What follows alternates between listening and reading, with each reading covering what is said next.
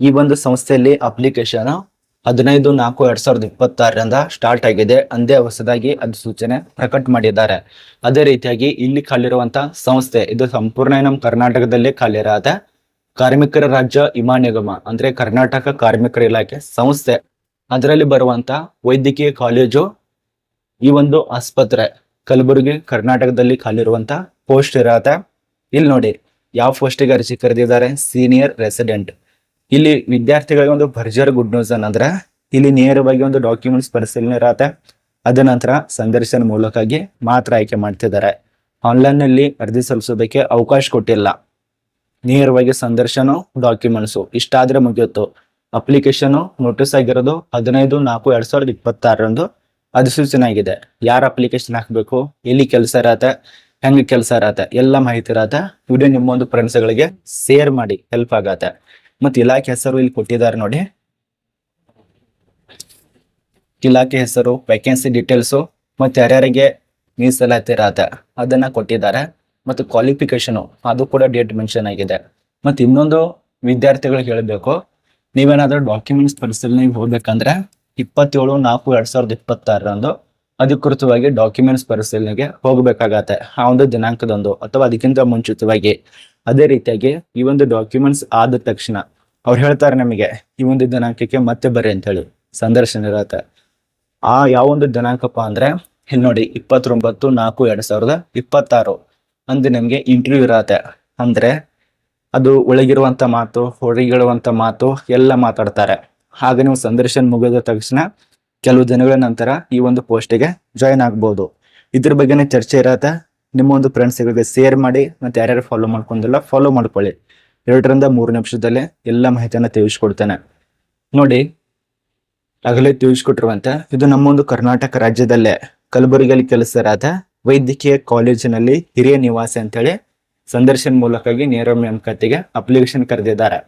ಇದು government of India Karnataka ರಾಜ್ಯದಲ್ಲಿರುವ ಎಲ್ಲಾ ಡಿಸ್ಟಿಕ್ನವರು ಅಪ್ಲಿಕೇಶನ್ ಹಾಕೋದಕ್ಕೆ ಅವಕಾಶ ಇರತ್ತೆ. ಅಷ್ಟೇ ಅಲ್ಲ, ಆಲ್ ಇಂಡಿಯಾದವ್ರು ಕೂಡ ಅಪ್ಲಿಕೇಶನ್ ಹಾಕ್ತಾರೆ. ಗೌರ್ಮೆಂಟ್ ಆಫ್ ಇಂಡಿಯಾ ಇರೋದ್ರಿಂದ ಆಲ್ ಇಂಡಿಯಾದವ್ರು ಕೂಡ ಅಪ್ಲಿಕೇಶನ್ ಹಾಕ್ತಾರೆ. ಮಿಸ್ ಅಂತೂ ಮಾಡ್ಕೋಬೇಡಿ. ಬೇರೆ ರಾಜ್ಯದವರು ನಮ್ಮ ಒಂದು ಕರ್ನಾಟಕದಲ್ಲಿ ಬಂದು ಕೆಲಸ ಮಾಡೋಕ್ಕಿಂತ ನಮ್ಮ ಕರ್ನಾಟಕದವ್ರಿಗೆ ಈ ಒಂದು ಪೋಸ್ಟ್ ಸಿಕ್ಕರೆ ತುಂಬಾ ಒಳ್ಳೆಯದು.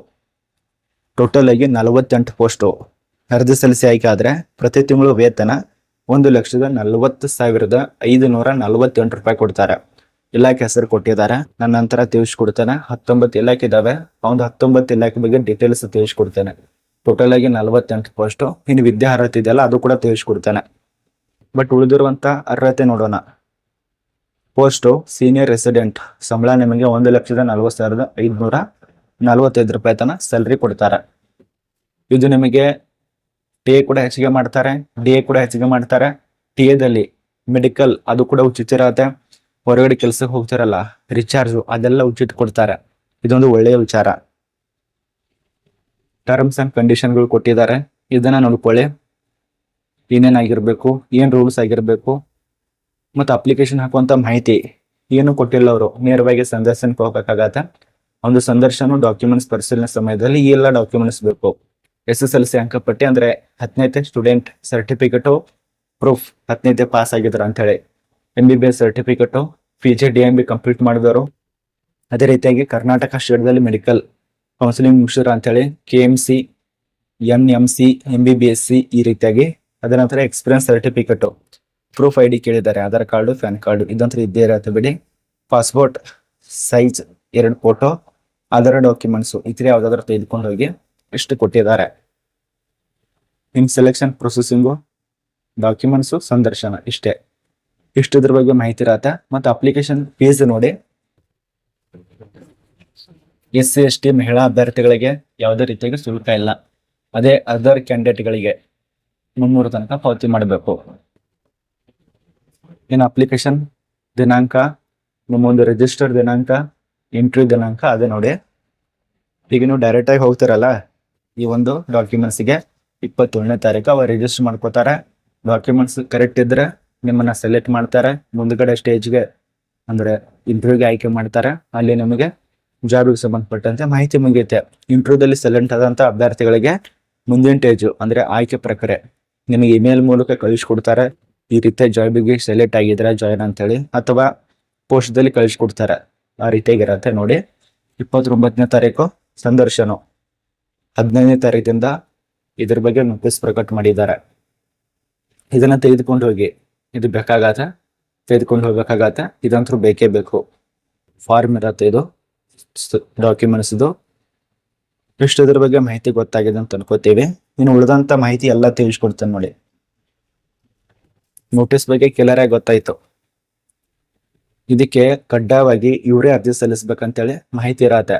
ಇನ್ನೊಂದು ಪ್ರಮುಖವಾದ ಮಾಹಿತಿ, ಇದು ನಿಮ್ಗೆ ಪೀರಿಯಡ್ ಇರೋದು 1 year, ಅಂದ್ರೆ 1 ವರ್ಷ ತನಕ ಕೆಲಸ ಇರತ್ತೆ. ನೀವ್ ಏನಾದ್ರು ಕೆಲಸ ಚೆನ್ನಾಗಿ ಮಾಡಿದ್ರೆ 2 ವರ್ಷ 3 ವರ್ಷ ತನಕ ಮತ್ತೆ ನಿಮಗೆ ಮುಂದಕ್ಕೆ ಹಾಕ್ತಾರೆ. ಅದೇ ತೊಂದರೆ ಎಲ್ಲ, ಟೆನ್ಷನ್ ತಗೋಬೇಡಿ. ಅಪ್ಲಿಕೇಶನ್ ಹಾಕಿ. ಬಟ್ ಕೆಲವು ರೂಲ್ಸ್ ಇದಾವೆ. ಮೊದಲನೇ ರೂಲ್ಸು, ನೀವು ಡಾಕ್ಟರ್ ಇದ್ದವ್ರು ಅಪ್ಲಿಕೇಶನ್ ಹಾಕ್ಬೇಕು. MBBS ಡಿಗ್ರಿ ಇವರೆಲ್ಲ ಮುಗಿಸಿದವರು, ಆಗಲೇ ತಿಳಿಸ್ಕೊಟ್ಟಿದ್ದು ನಿಮ್ಮ ವಿದ್ಯಾರ್ಹತೆ. ಅದಿದ್ದವರು ಮಾತ್ರ ಅಪ್ಲಿಕೇಶನ್ ಹಾಕಬೇಕು. ಫ್ರೆಶರ್ದವ್ರಿಗೆ ಅವಕಾಶ ಇಲ್ಲ. ಇವರು ತಿಳಿಸ್ಕೊಟ್ಟಿರೋಂಥ ಮಾಹಿತಿ. ಇನ್ನು ಯಾವ್ಯಾವ ಒಂದು ಇಲಾಖೆಯಲ್ಲಿ ಪೋಸ್ಟ್ ಇದಾವಪ್ಪ ಅಂದ್ರೆ, ಅರಿವಿಳಿ ಶಾಸ್ತ್ರದಲ್ಲಿ 4 ಪೋಸ್ಟು, ಜೀವ ರಸಾಯನ ಶಾಸ್ತ್ರದಲ್ಲಿ 2 ಪೋಸ್ಟು. ನಾನು ಏನ್ ತಿಳಿಸ್ಕೊಡ್ತಾ ಇದ್ದೇನೆ ಅಂದ್ರೆ, ಈಗ ಇವು 48 ಪೋಸ್ಟ್ ಇದಾವಲ್ಲ, ಈ ಒಂದು ಇಲಾಖೆ ಬಗ್ಗೆ ಮಾಹಿತಿ ತಿಳಿಸ್ಕೊಡ್ತಾ ಇರೋದು, ವೇಕೆನ್ಸಿಗಳ ಡೀಟೇಲ್ ತಿಳಿಸ್ಕೊಡ್ತಾ ಇರೋದು. ಇದೆಲ್ಲ ತಿಳಿಸ್ಕೊಡೋಕ್ಕಿಂತ ಮುಂಚಿತವಾಗಿ ಬೇಸಿಕ್ ಆಗಿ ತಿಳಿಸ್ಕೊಡ್ತಾನೆ. ರೋಗಶಾಸ್ತ್ರದಲ್ಲಿ 4 ಪೋಸ್ಟು, ಸೂಕ್ಷ್ಮ ವಿಜ್ಞಾನದಲ್ಲಿ 2 ಪೋಸ್ಟು, ಎದೆ ಸಂಸ್ಥೆಯಲ್ಲಿ 1, ಕಣ್ಣು 1, ಔಷಧಿ 4, ಪ್ರಸ್ತುತಿ ಮತ್ತು ಸ್ತ್ರೀರೋಗ ಶಾಸ್ತ್ರದಲ್ಲಿ 3 ಪೋಸ್ಟು, ಮೂಳೆ ಚಿಕಿತ್ಸೆಯಲ್ಲಿ 1, ವಿಕರ್ಣ ಶಾಸ್ತ್ರದಲ್ಲಿ 2 ಪೋಸ್ಟು, ಶಸ್ತ್ರಚಿಕಿತ್ಸೆಯಲ್ಲಿ 3 ಪೋಸ್ಟು, ಮನೋವಿಜ್ಞಾನ ಶಾಸ್ತ್ರದಲ್ಲಿ 1, ಅಂಗರ ಶಾಸ್ತ್ರದಲ್ಲಿ 3, ಶರೀರಶಾಸ್ತ್ರದಲ್ಲಿ 3, ಔಷಧಿ ಶಾಸ್ತ್ರದಲ್ಲಿ 1, ವಿಧಿವಿಜ್ಞಾನ ವೈದ್ಯಶಾಸ್ತ್ರದಲ್ಲಿ 2, ICUದಲ್ಲಿ 7 ಪೋಸ್ಟು, NICUದಲ್ಲಿ 4 ಪೋಸ್ಟು. ಇವೆಲ್ಲ ಇಲಾಖೆ ಅಂದ್ರೆ ಅಲ್ಲಲ್ಲಿ ಕೆಲಸ ಮಾಡ್ಬೇಕಾಗತ್ತೆ.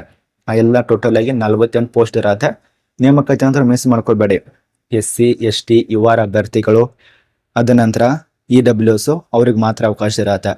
ಇನ್ನೊಂದ್ಸರಿ ನೋಟಿಫಿಕೇಶನ್ ಡೌನ್ಲೋಡ್ ಮಾಡ್ಕೊಳ್ಳಿ ನಿಮ್ಮೊಂದು ಮೊಬೈಲ್ನಲ್ಲಿ. ಏನಾದರೂ ಕನ್ಫ್ಯೂಸ್ ಇದ್ರೆ ಕಮೆಂಟ್ ಮಾಡಿ. ನೆಕ್ಸ್ಟ್ ವಿಡಿಯೋ ಮಾಡಿ ಮತ್ತೊಂದ್ಸಲ ತಿಳಿಸ್ಕೊಡೋದಕ್ಕೆ ಪ್ರಯತ್ನ ಇರತ್ತೆ. ಏನು ಬಿಟ್ಟಿರ್ತೀನಲ್ಲ, ನೀವೇನು ಹೇಳಿರ್ತಿಲ್ಲ ಕಮೆಂಟ್ನಲ್ಲಿ, ಅದು ಮುಂದಿನ ನೋಡೋದಲ್ಲಿ ತಿಳಿಸ್ಕೊಡ್ತೇನೆ ನೋಡಿ. ತುಂಬಾ ಜನ ಏನು ಟೈಮ್ ಕೊಟ್ಟಿಲ್ಲ. 15 ಏಪ್ರಿಲ್ 15ನೇ ತಾರೀಕು ಸ್ಟಾರ್ಟ್ ಆಗಿದೆ. 29ನೇ ತಾರೀಕು ಎಲ್ಲ ಕ್ಲೋಸ್ ಆಗತ್ತೆ. 27ನೇ ತಾರೀಕು ಡಾಕ್ಯುಮೆಂಟ್ಸು, 29ನೇ ತಾರೀಕು ಇಂಟರ್ವ್ಯೂ ಮುಗಿತ್ತು. ಈ ಒಂದು ಜಾಬ್ ಬಗ್ಗೆ ಮಾಹಿತಿ ಇಷ್ಟು. ನಿಮಗೆ ಮಾಹಿತಿ ಅರ್ಥ ಆಗಿದೆ ಅಂತ ಅನ್ಕೋತೀವಿ. ಏನಾದರೂ ಡೌಟ್ ಇದ್ರೆ, ಕನ್ಫ್ಯೂಸ್ ಇದ್ರೆ, ಅಥವಾ ಏನಾದರೂ ಕ್ವಶನ್ ಇರ್ತವೆ, ತುಂಬಾ ಕ್ವಶನ್ ಇರ್ತವೆ, ಕಮೆಂಟ್ ಮಾಡಿ.